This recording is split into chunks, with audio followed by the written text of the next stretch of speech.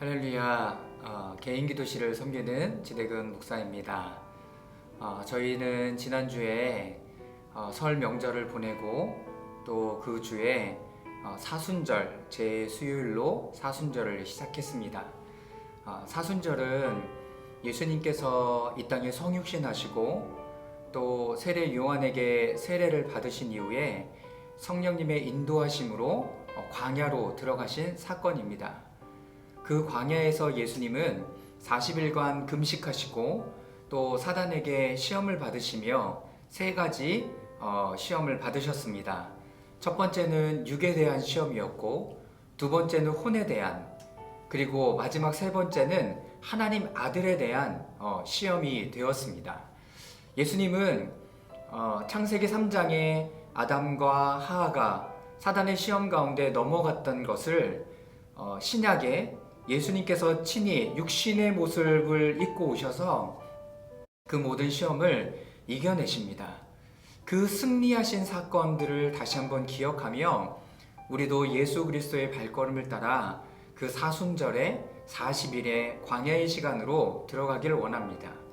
이 광야의 40일의 시간은 우리를 회복하는 시간이었고, 다시 새롭게 하는 시간이었고, 그리고 하나님의 아들의 그 정체성, 자녀의 정체성을 다시 회복하는 시간이었습니다. 우리 개인 기도실에는 이 때를 맞이하여서 팀 켈러 목사님의 왕의 십자가, 마가복음에 있는 내용들을 가지고 복음의 능력들을 함께 보는 시간을 갖기를 원합니다. 여러분들도 함께 이 시간을 함께 하시면서 사순절의 놀라운 은혜와 역사를 경험하는 은혜가 있기를 주님의 이름으로 축원합니다. 우리 한 1, 2분 정도 침묵하며 주님 앞에 나아갈 때 우리 가운데 임하신 예수님, 그리고 사순절의 광야 가운데 예수님은 성령의 이끌림을 받아 그곳 가운데 들어가십니다. 나를 위한 예수님의 놀라운 발걸음 하나하나를 기억하는 우리 침묵의 시간을 잠깐 갖기를 원합니다. 함께 침묵하겠습니다.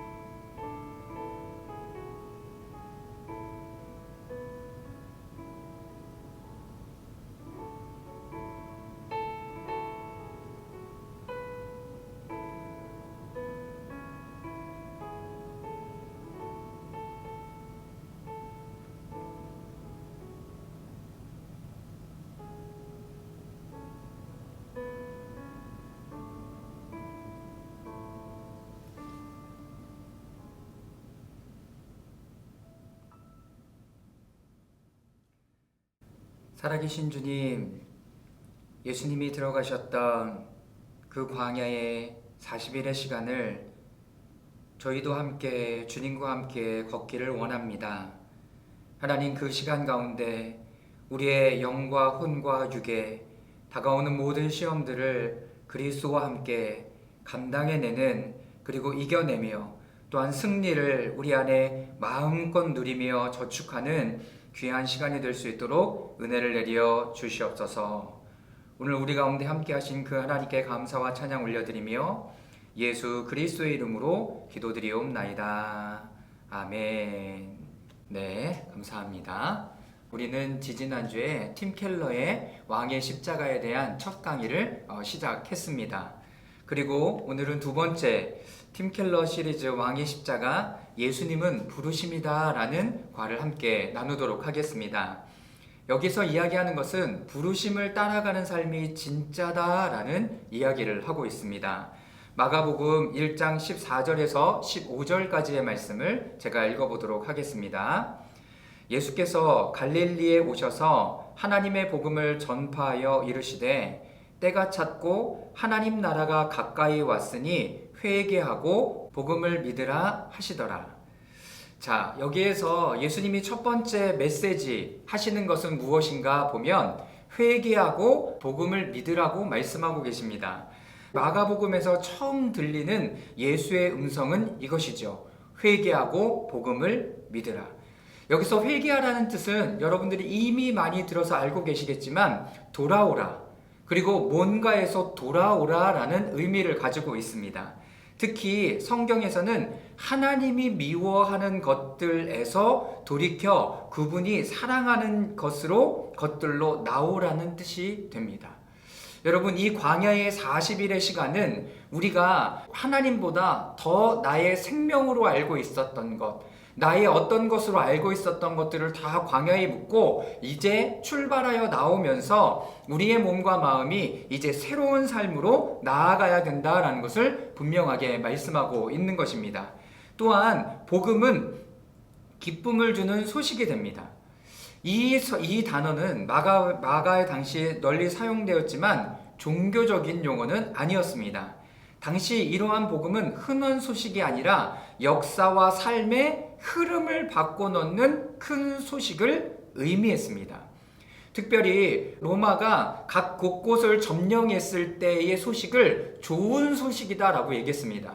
그 사람들이 환영했죠. 각 점령국들이 로마의 속국이 되는 것을 환영했습니다. 왜냐하면 그들의 문화, 정치, 경제, 어떤 여러 가지 혜택을 받을 것들이 너무나 많았기 때문에 그것 자체가 그들에게는 좋은 소식이었다라는 것입니다. 우리 기독교는 여타 다른 종교에서의 결정적인 차이점을 우리는 발견할 수 있습니다.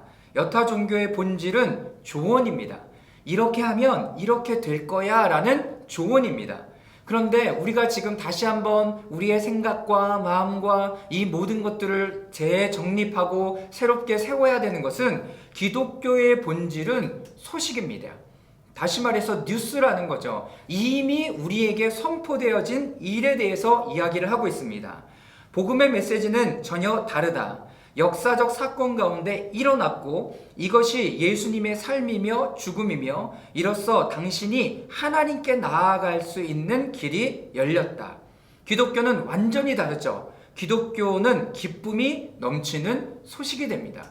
그래서 우리가 여러 가지 종교 활동을 하면 하나님을 닮아가고 하나님을 배워가고 하나님을 어떻게 하고 구원을 얻어내는 것이 아니라 이 예수 그리스도를 믿기만 하면 우리의 삶에서 돌이키는 것이 먼저죠. 그리고 예수님께 나아가기만 하면 그 소식이 이제 우리 가운데 적용되기 시작한다라는 것입니다.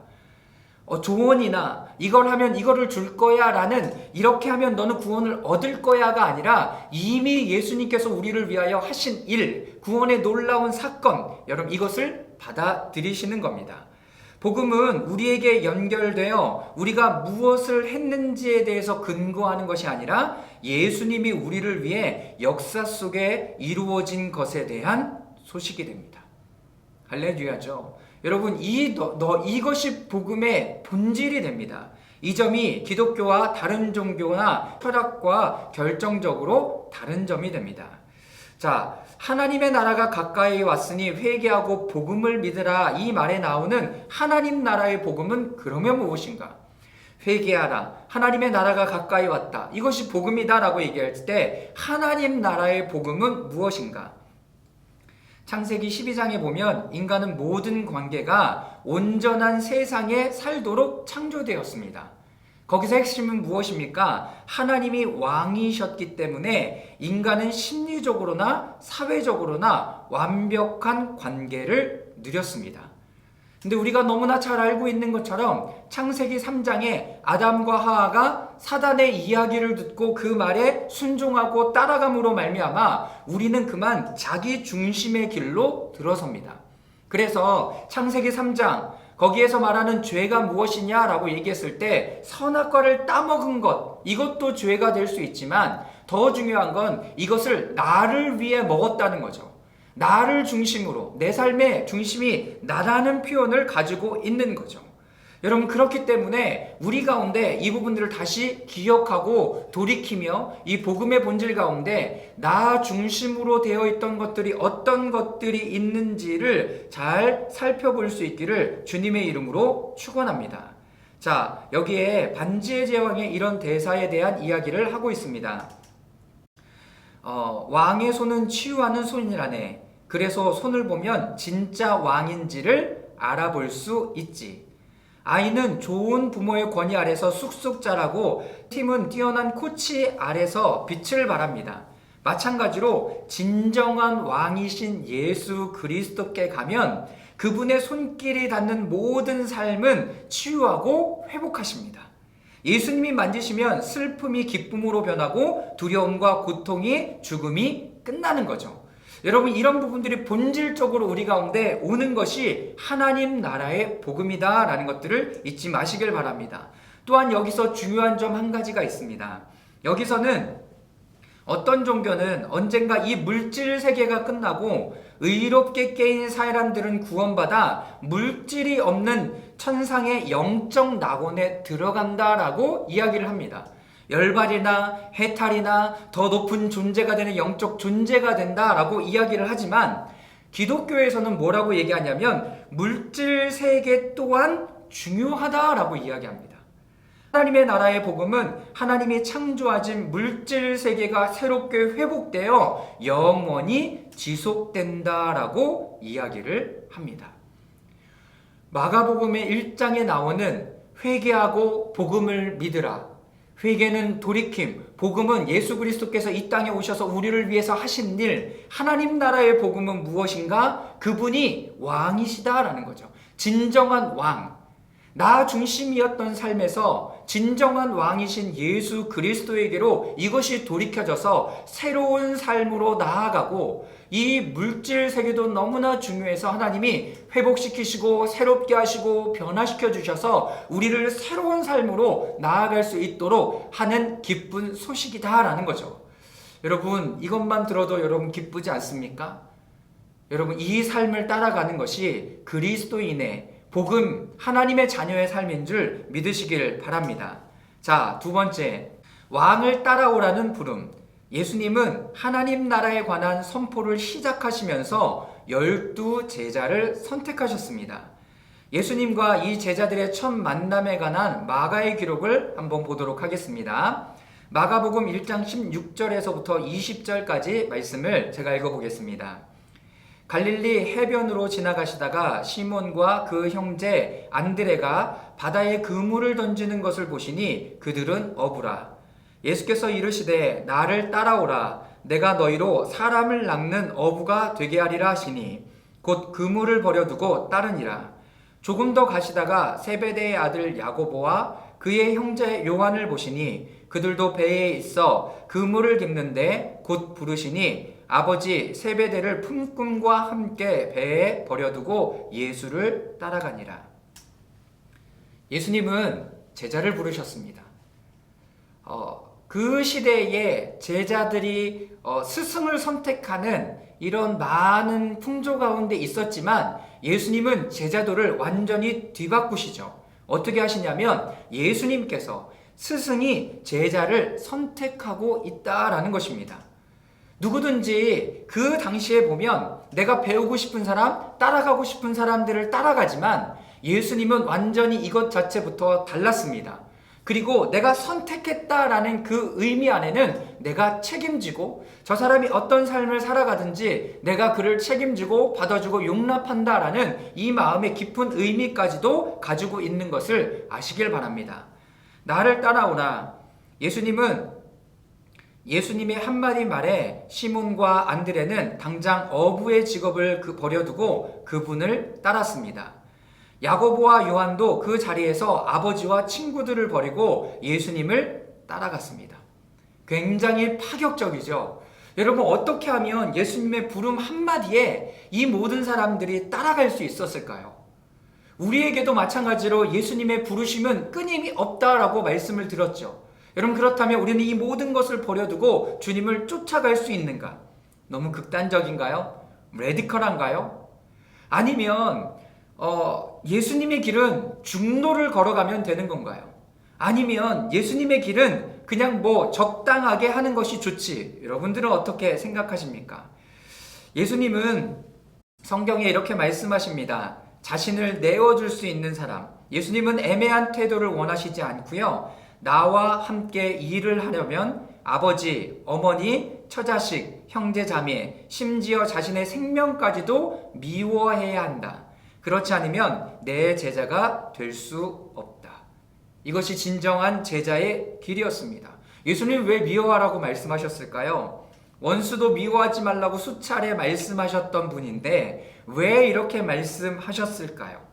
중요한 것은 예수님을 다른 목적의 수단으로 삼는 것이 아니라 예수님을 따르면 그분을 목표로 삼아야 한다라고 말씀하시는 것입니다.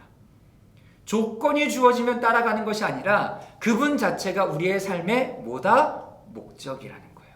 그리고 그분 자체가 우리의 삶의 목표예요. 그분과 함께 걸어가는 삶, 이것도 하고 이것도 하고 이것도 하고 이것도 하고 조건이 맞으면 하고 조건이 맞지 않으면 내가 제자가 되고 제자가 되지 않는 것이 아니라 그분 자체로 그냥 내가 충만한 삶을 누려가는 것. 여러분, 이것이 참된 제자의 삶. 그래서 그 제자라는 그 단어를 보면 함께 그 길에 있는 사람이다 라는 의미를 가지고 있습니다. 함께 그 길을 걸어가는 사람, 함께 그 길을 따라가는 사람, 그 길에 서 있는 사람. 저는 여러분들에게 이런 질문, 저에게 그런 질문을 던져볼 수 있습니다. 우리는 제자인가 하는 거죠. 하나님의 제자로 우리의 삶이 모두 드려질 수 있기를 바랍니다. 복음의 조언은 다릅니다. 복음은 우리 스스로 하나님 앞에 나아갈 수 있는 길을 우리가 획득할 필요가 없다는 소식입니다. 내가 누구를 따라갈지, 저 사람한테 배울 때 얼마를 줘야 할지 이런 것들을 따지지 않아도 돼요. 예수님이 어떻게 하신 거예요? 우리를 획득해 주셨습니다. 우리를 선택해 주셨습니다. 그리고 나를 따르라라고 얘기합니다. 바울 서신에는 이렇게 또 이야기합니다. 군사로 모집된 자는 자신의 삶에 얽매이지 않는다. 신발도 먹을 것도 옷도 어떻게 싸워야 할 것인지도 누가? 예수님께서 모두 다 알려주실 거예요. 여러분, 그것이 군사입니다. 그리스도의 충성된 군사가 되는 거죠. 여러분, 주님께서 우리를 택하여 주신 그 길, 우리가 순전히 은혜로 받는 선물이며 자격을 따지지 않고 주시는 하나님의 사랑을 통해 주어집니다. 이 선물을 받아 굳게 붙잡는다면 우리는 부르심을 당신의 극단이나 중도로 몰아가지 않고 우리는 하나님께서 예수님께서 말씀하시는 그 일 안에 우리가 기쁨으로 달려갈 뿐만 아니라 선물을 누리는 하나님의 사람이 될 거다라고 팀 켈러는 이야기하고 있습니다. 자, 또 이런 권위에 대해서 이야기를 하고 있습니다. 마가복음 1장 21절에서 22절까지 말씀을 제가 읽어보도록 하겠습니다. 그들이 가버나움에 들어가니라. 예수께서 곧 안식일에 회당에 들어가 가르치시네.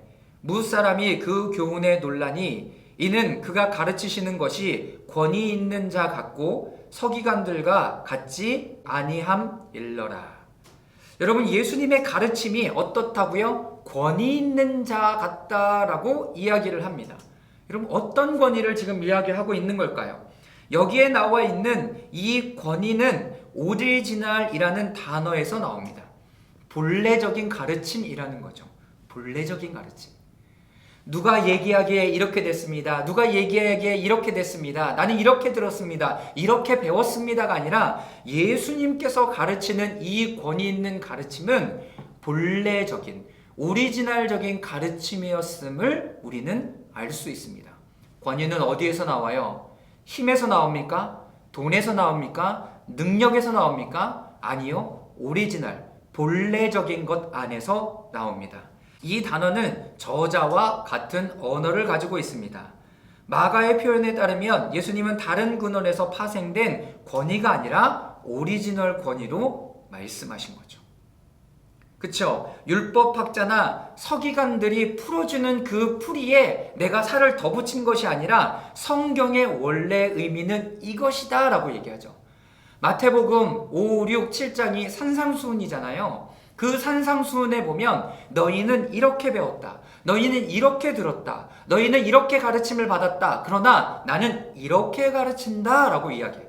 근데 그것이 다 어디에서 와요? 하나님의 마음에서 오기 시작합니다.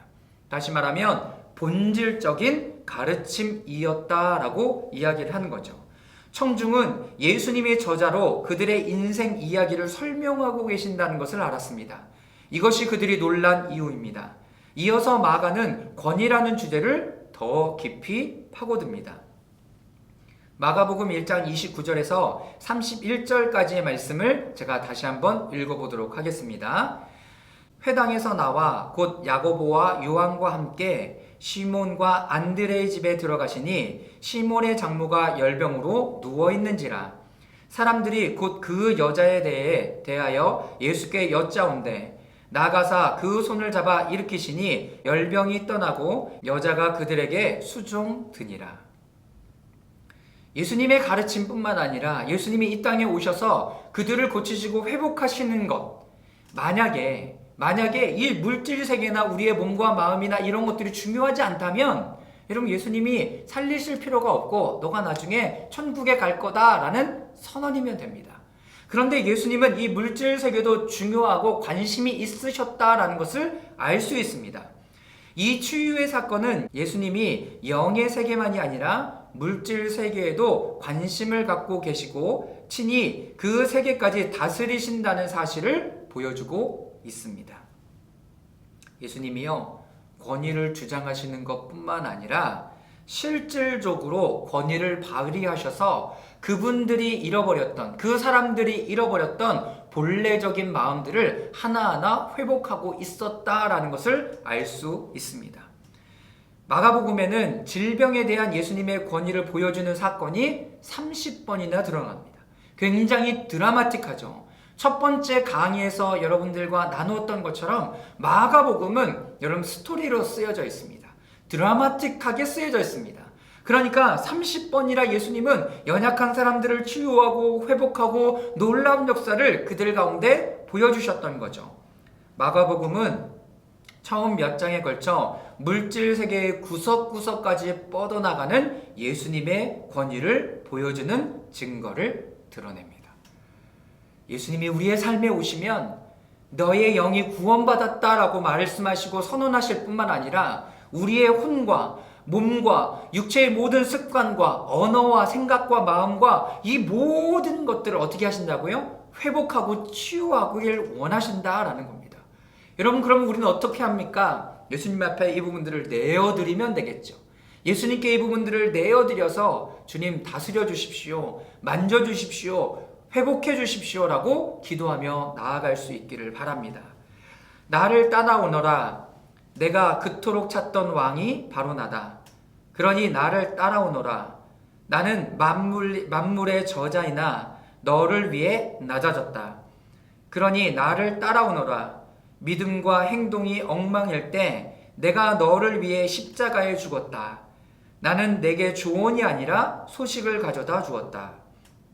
내가 너의 진정한 사랑이요 생명이다. 그러니 나를 따라오너라. 예수님은 그렇게 말씀하고 계십니다. 여러분, 이것이 복음의 진정한 의미가 됩니다. 예수님의 우리를 콜링한 그 콜링의 부르심이 여러분 우리의 진짜의 삶이라는 거예요. 내가 책임지지 않아도 되는 삶. 내 삶을 내가 책임지지 않고 주님께서 말씀하신 대로 그렇게 하나하나 따라가는 삶. 그거 안에 하나님은 먹이시고 입히시고 우리를 채우시고 인도하시고 기쁨과 자유와 즐거움 가운데 그 주님을 더욱더 사랑할 수 있는 그 마음. 오늘 그 마음이 여러분들 가운데 온전히 회복되기를 주님의 이름으로 축원합니다. 자, 그러면 예수님은 그 삶을 어떻게 살아가셨는가? 예수님은 이 땅에 육신의 몸을 입고 어떻게 살아가셨는가라고 이야기를 하는 것입니다. 하나님의 시를 따라가신 예수님. 참, 팀 켈러는요, 여러 고전이나 책의 내용을 가지고 예수님이 실질적으로 우리의 삶 가운데 어떻게 적용되는지를 이야기합니다. 약 150년 전 조지 맥도날드의 공주와 고블린이라는 아동서적을 썼다. 공주 아이린은 8살이다.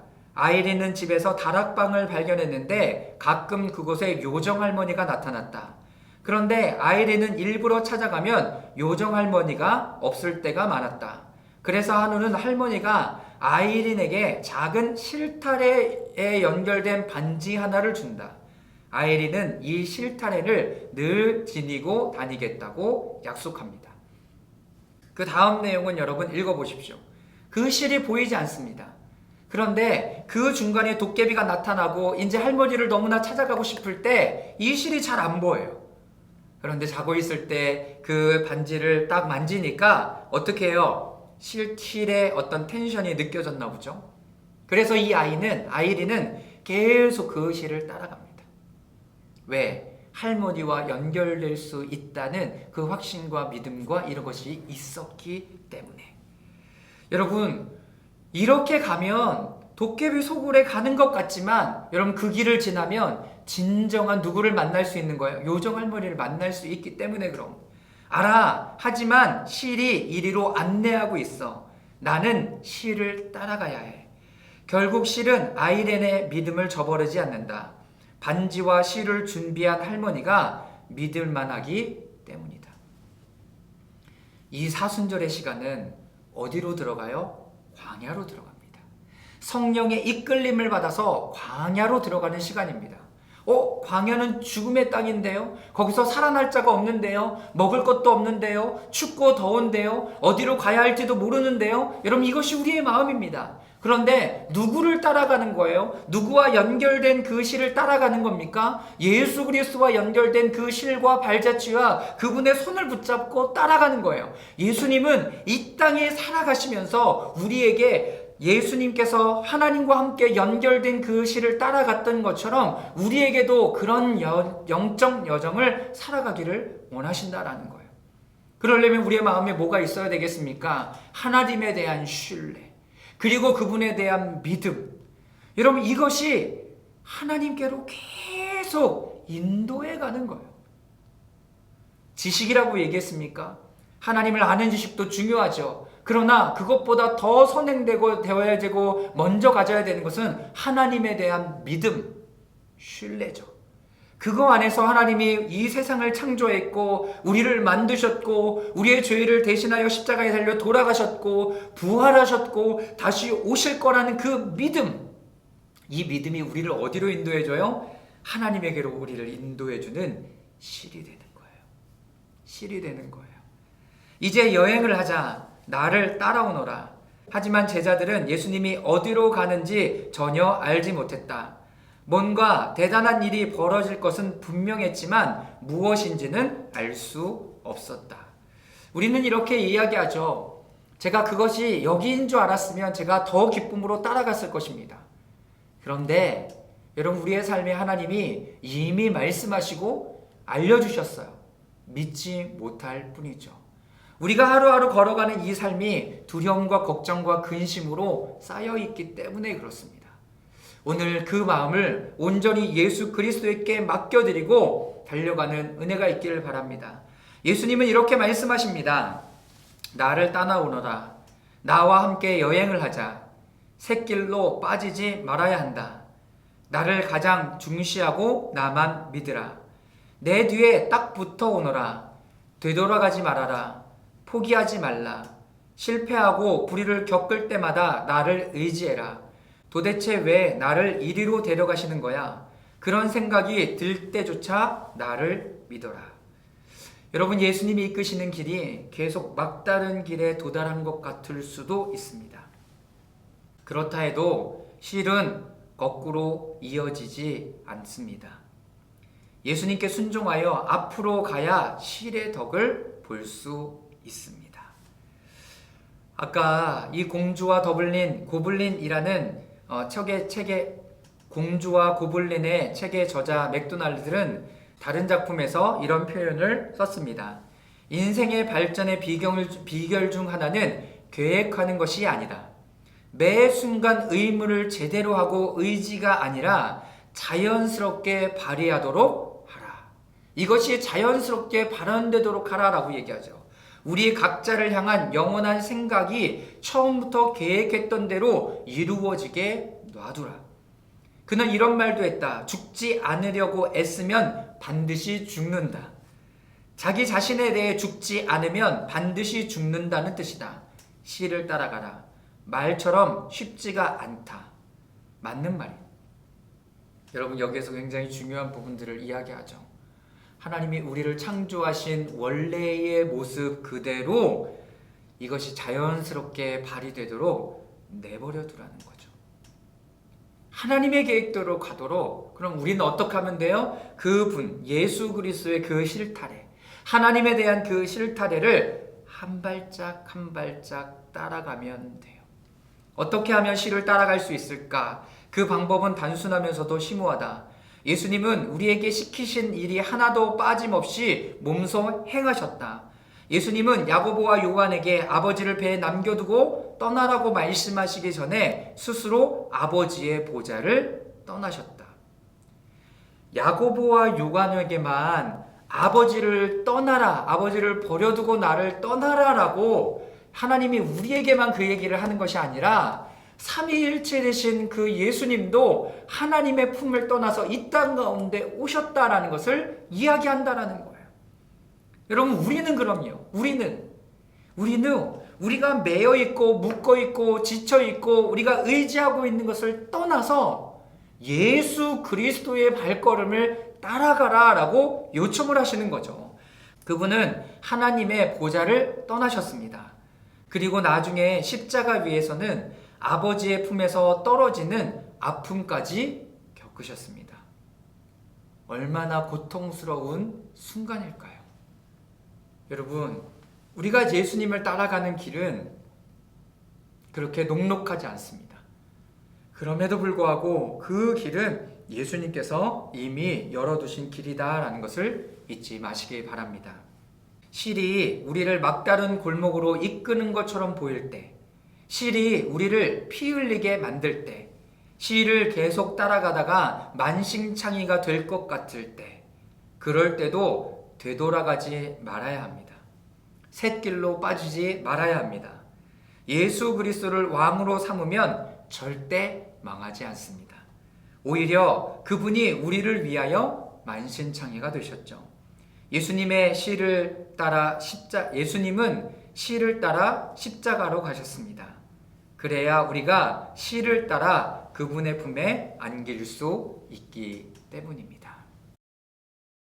오늘은 예수님의 부르심을 따라가는 것, 회개, 그리고 복음, 하나님의 나라의 복음에 대해서 나누는 시간들을 가졌습니다. 그리고 이 부름, 이 따라가는 것은 무엇입니까? 왕을 따라가는 거예요. 진정한 왕을 따라가는 겁니다. 이 부르심, 우리를 극단으로, 중도로, 느슨하게도 만드시는 것이 아니라 예수 그리스도의 그 삶을 온전히 따라갈수록 우리를 인도하신다는 거예요. 그 길을 어떻게 따라간다고요? 여러분, 예수 그리스도가 가셨던 그 길을 따라 여러분 그 씨를 붙들고 따라가는 거죠. 사랑하는 여러분, 이 사순절의 광야의 시간, 내가 죽을 것 같고 내가 나를 만나며 힘들고 실망하고 좌절하고 넘어질 것 같지만 그거 안에서 예수님은 이미 우리에게 그 생명의 능력들을 계속 베풀어 주셨다는 것을 기억하시길 바랍니다. 사단의 육적, 영적, 그리고 이 혼적인 모든 시험에서 예수님은 이미 승리하셨고 그 승리를 누구에게? 우리에게 주셨다라는 것을 믿으시길 바랍니다. 오늘 이 말씀들을 들으면서 여러분들 마음 가운데 남는 메시지는 어떤 것이 있습니까? 한 5분 정도 잠시 침묵 가운데 기도하며 나아가는 시간을 갖도록 하겠습니다. 하나님, 우리에게도 동일한 은혜, 우리에게 주셨다는 것을 믿음으로 받아들이고 달려갈 수 있는 은혜를 내려 주시옵소서. 옆길로 빠지지 않게 하시고 하나님, 그 길이 우리의 많은 고통과 아픔과 또한 이 길이 맞나 하는 의문이 들 때마다 포기하지 않게 하시고 주님 앞에 기쁨으로 달려가는 귀한 은혜가 있게 하여 주시옵소서. 우리 침묵 가운데 기도하며 나가겠습니다.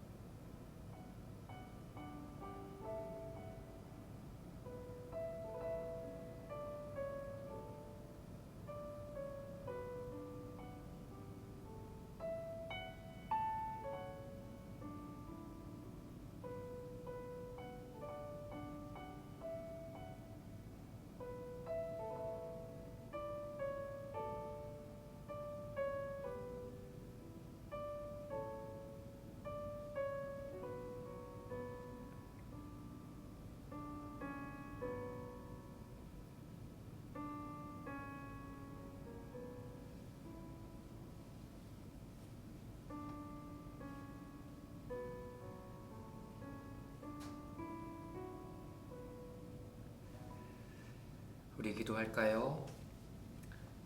첫 번째는 하나님, 우리가 하나님의 그 말씀을 받아들이는데 먼저 회개하며 나아갈 수 있도록 우리를 인도하여 주시옵소서.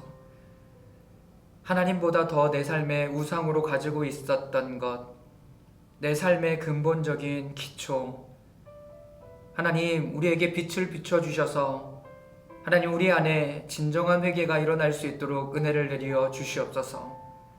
하나님 그럼에도 불구하고 자꾸 원점으로 돌아가려는, 하나님 예전에 살아갔던 모습으로 돌아가려는 우리들의 모습들을 계속 보고 있습니다.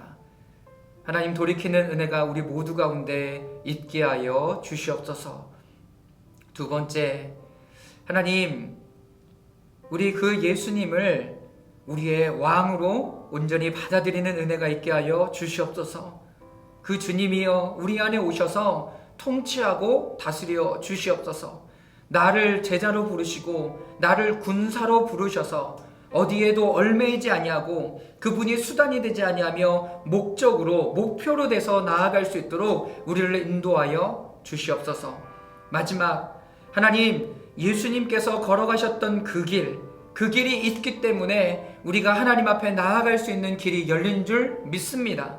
우리가 압니다. 그러면 나의 어떠한 방법으로 하나님을 믿고 예수님을 믿어가는 것이 아니라 예수님께서 보여주신 그대로 살아가는 저희들 되게 하여 주시옵소서. 예수님의 생각과 예수님의 마음과 예수님의 성품과 예수님의 말투와 예수님의 치유와 예수님의 사역과 예수님의 인도하심과 예수님의 사람들을 대하셨던 모든 방법들을 우리가 알아 작은 예수로 이 땅에 살아가며 하나님과 연결되어 나가는 저희들 되게 하여 주시옵소서. 우리 다 같이 합심하여 함께 기도하겠습니다. 살아계신 하나님 아버지, 그렇습니다.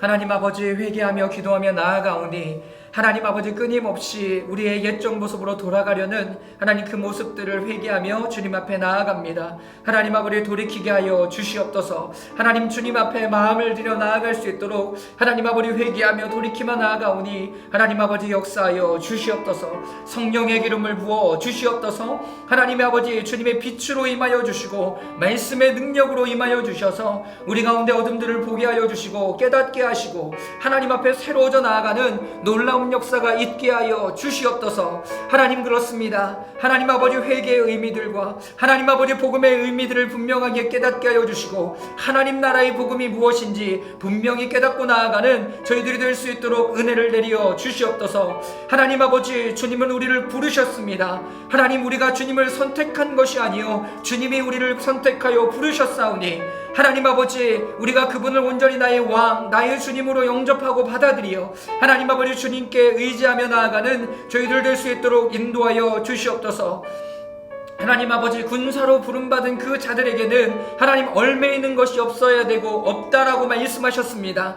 하나님, 내가 무엇을 먹을지, 무엇을 마실지, 무엇을 입을지, 하나님 아버지, 내가 어디로 나아가야 될지 하나님 그 걱정과 근심들을 온전히 주님께 맡겨드리고 하나님, 나는 주님께서 말씀하신 대로 순종하며 달려갈 수 있도록 은혜를 내려 주시옵소서. 주님이여, 기도하오니 우리를 인도하여 주시옵소서. 하나님 아버지, 그렇습니다. 우리에게 보여주신 그 생명의 길, 생명의 줄, 하나님 그 줄을 붙들고 나아가는 저희들 되게 하여 주시옵소서. 하나님 아버지, 하나님을 믿음에도 불구하고 예수 그리스도를 신뢰하고 믿음에도 불구하고 나의 뜻과 나의 마음과 나의 어떠함으로 하나님 그 믿음의 삶을 살아가려고 했던 부분들을 온전히 돌이키는 은혜가 있게 하여 주시옵소서. 나의 방법이 아니라 예수님께서 보여주신 그 방법, 성육신으로 낮아지신 모습, 아기 예수님으로 살아가셨던 그 모습, 겸손함으로 세례 요한에게 세례를 받으셨던, 그리고 광야로 들어가 하나님 그 모습들을 삼위일체 되신 하나님과 살아가셨음을, 십자가에 달려 돌아가셨음을, 하나님 아버지 부활하셨음을, 승천하셨음을, 다시 오실 그 주님을 기대하며 나아가는 그 삶이 우리 가운데 온전히 풀어지는 그 길을 붙들고 나아가는 저희들 될 수 있도록 은혜를 내려 주시옵소서. 오늘 함께 하시는 하나님, 그 주님을 찬양합니다.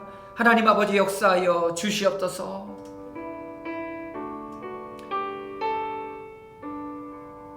살아계신 하나님, 오늘도 주의 말씀으로, 귀한 말씀으로 우리를 인도해 주셔서 너무나 감사드립니다. 하나님, 복음의 말씀을 볼 때마다 우리가 놓쳐버렸고 인지하지 못했던 것들을 하나하나 깨닫게 해주시고 알게 하시니 너무나 감사드립니다. 하나님, 겸손히 주님의 그 길을 따라가기를 원합니다. 하나님, 우리를 인도하여 주시옵소서. 성령으로 기름 부어주시고 날마다 복음의 능력이 우리의 삶에 체득되어서 하나님, 이 물질 세계를 살아가는 하나님의 사람들에게 하나님 놀라운 능력과 역사가 선포되는 귀한 은혜가 있게 하여 주시옵소서. 오늘 우리 가운데 임하여 주신 하나님께 감사와 찬양 올려드리며 예수 그리스도의 이름으로 기도드리옵나이다. 아멘. 우리 한 5분 정도만 더 묵상하며 침묵 가운데 나아가는 시간 갖도록 하겠습니다.